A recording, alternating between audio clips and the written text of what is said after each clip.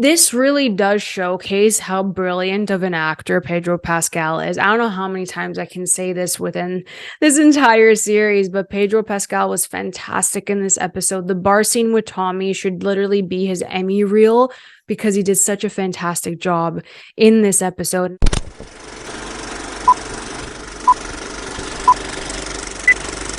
Hey everyone, welcome back to Candid Cinema. I'm Amanda, otherwise known as AMX NDA Reviews on Twitter, Instagram, and Letterboxd. Today I will be reviewing episode 6 of The Last of Us entitled Kin. Now, last week's episode was just an emotional wreckage for everybody. I kind of like that we got a break with episode 4 in between 3 and 5 because it was just emotional. It was so heavy. So here we get to see Ellie and Joel's relationship a bit more. I'm really loving their natural progression with each other. And they both went through different forms of trauma in their lives, but more importantly, they're going through it together. They're developing this bond.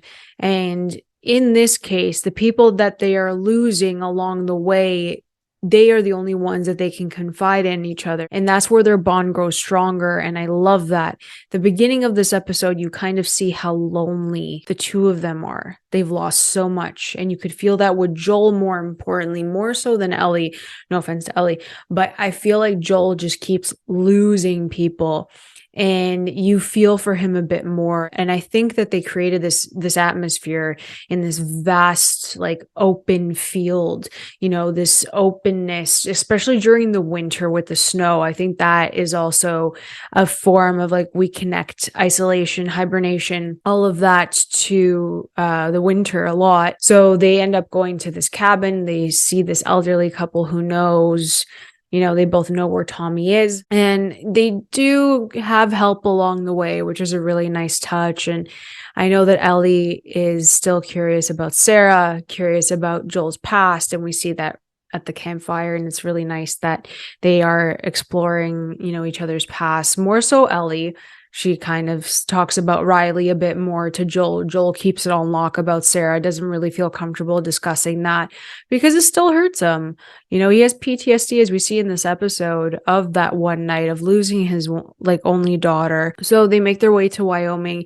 They do find Wyoming, and luckily Tommy is there, and Joel finds out that, he's married and he has a kid on the way and he's going to be a father, which obviously pains Joel. And Ellie is also kind of looking up at Joel as this father figure that she didn't really have.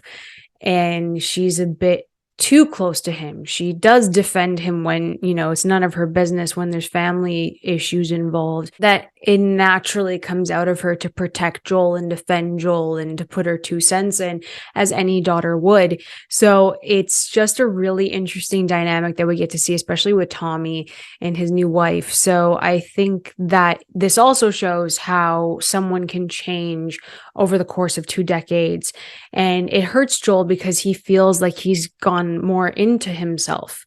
He hasn't changed. He's just internalized all of his pain. He hasn't moved past his daughter's death, which is extremely difficult, but he's just been sitting in it because he doesn't know if there is a way out here, if there is a chance at a normal life. He has no idea. So Tommy and him exchange words in a bar later that night.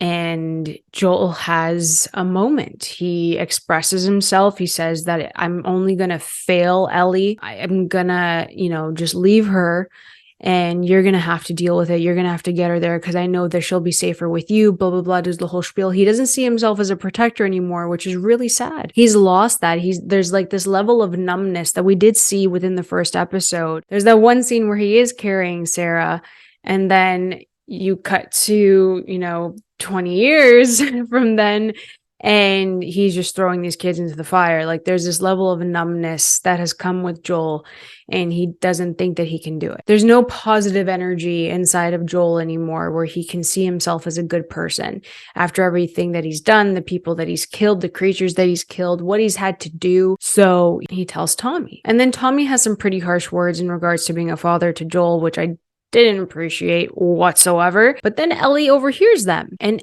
Ellie is just beside herself, and Joel walks in. He's like, listen, like, you're going to stay here with Tommy. Tommy's going to guide you out. Tells her the whole spiel, and she just gets so pissed at him, saying, like, I feel so much safer with you. Why would I ever trust Tommy now after everything that we've been through? You know, she's talking to Joel. Why would I just automatically feel comfortable enough with Tommy to go do all this stuff, to go on this like incredibly long journey to get to where I need to go if you actually know me a bit more and I feel safer with you? Then Joel like hits her so hard with these words and says, I'm not your father and you are certainly not my daughter, and storms out of the room. And Ellie starts crying, and I'm just like, why would you say that? And this really does showcase how brilliant of an actor Pedro Pascal is. I don't know how many times I can say this within this entire series, but Pedro Pascal was fantastic in this episode. The bar scene with Tommy should literally be his Emmy reel because he did such a fantastic job in this episode. And I love that we're seeing more of an emotional side to Joel, and we're really dealing with his trauma. He gets a glimpse of a girl who has the same hair as Sarah did, and he just, you know, he starts spiraling, he starts panicking. It's so sad. So in the end, Joel realizes how dumb he's being because Tommy is going to be a father. So why would he give Ellie to Tommy if Tommy has a shot at actually being a dad, having a kid, having a family, a shot at normalcy in this crazy world?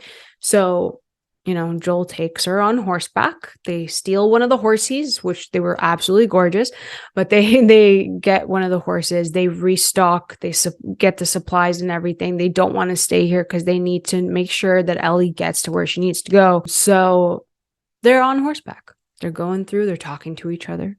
That's what I really appreciated. They're having these small little conversations. I think that's my favorite aspect of the show, is that you know that they have such a long journey, but they also don't prolong the little snippets of dialogue in between, which I appreciate, because Joel was literally talking to her about football. He was explaining football to her, which was, I thought it was cute. It was a good conversation.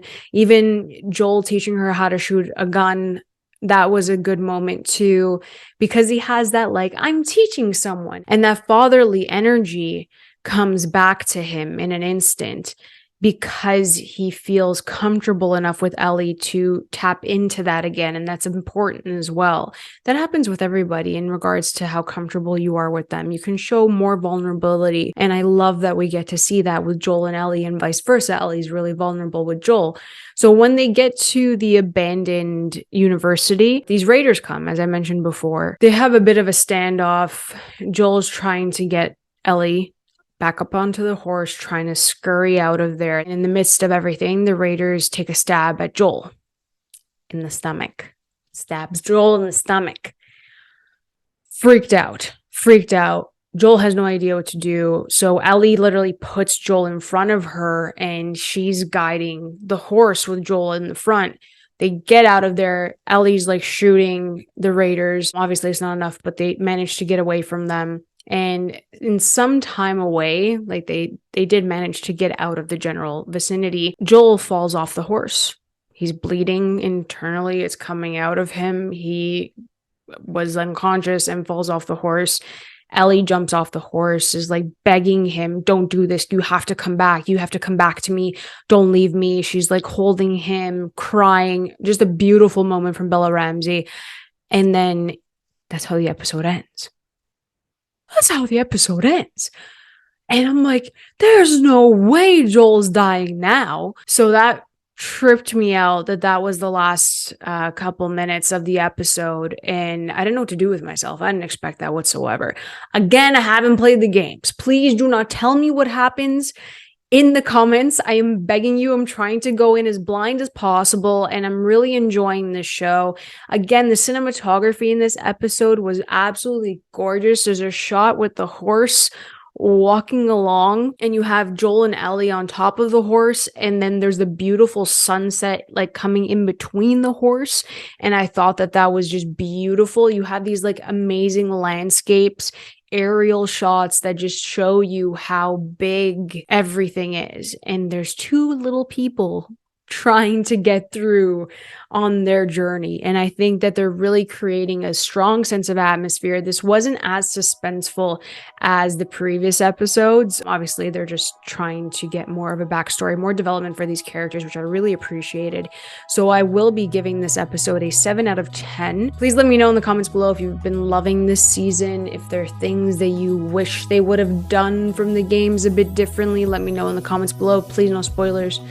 I don't want spoilers, for the love of God, don't do it. If you enjoyed this video, please like and subscribe. You can always follow me over at AMX NDA Reviews on Twitter, Instagram, and Letterboxd.